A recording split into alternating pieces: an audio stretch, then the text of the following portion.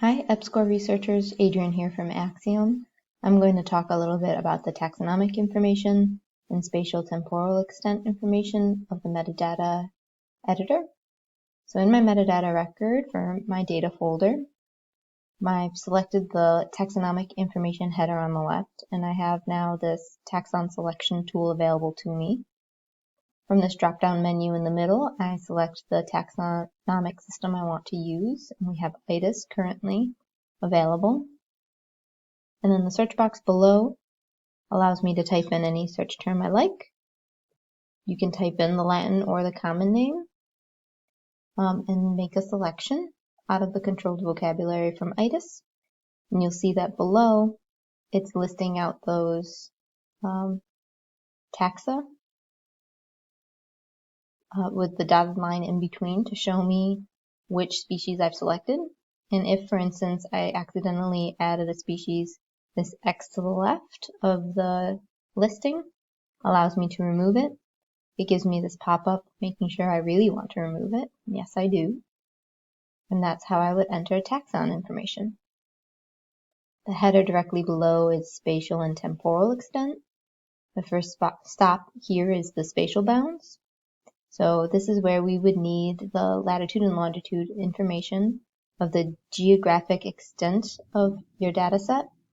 It can be the general location of the whole bounding box. So you want to imagine the northernmost piece of information coming from a certain location and the southernmost piece of information coming from, another location. You want to enter those numbers, and then in west and east, we're going to do positive east decimal degrees.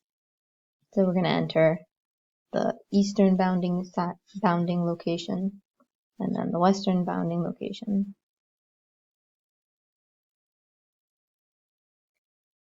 And represent this area generically. We do need numbers in these boxes in order for the metadata to be complete. You can, if you like, use these additional tabs to input further information about where your data set is taking place, but these bounding boxes are the required pieces of information. So let us know if you have any questions, and we'd be happy to help.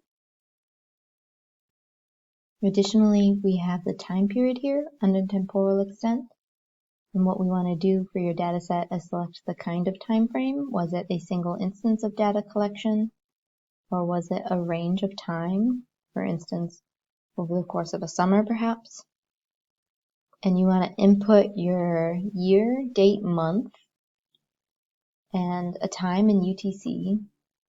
And then hours can be generic, just starting at 00 if you want to just be as specific as year and day, or you can be even more specific down to the second, depends on your data. And input the range of time when you were collecting data for this data set. And then you have an option here to input something, say a general description like a fall cruise, or what other details if you want to add more context to this space range. And so that's the temporal extent that you would enter. So your data set comes with the time frame in which the data were collected. All right, let us know if you have any questions. Good luck with your metadata.